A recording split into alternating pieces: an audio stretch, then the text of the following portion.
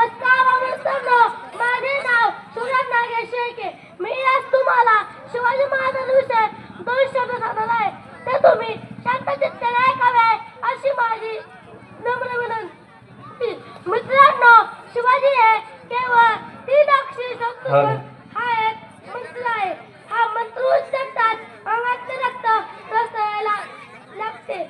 आज 31 फेब्रुवारी शिवाजी महाराजांची जयंती. त्यांचा जन्म 31 फेब्रुवारी 1230 रोजी शिवनेरी किल्ल्यावर झाला.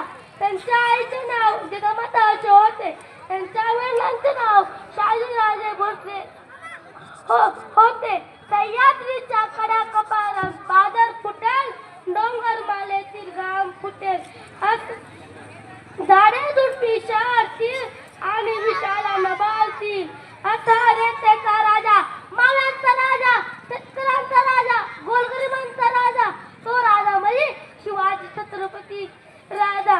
65 किलोची तलवार लागतो, त्याचं नाव यताजी. 2000 शत्रूंशी एकटा जमतो, त्याचं नाव बाजी.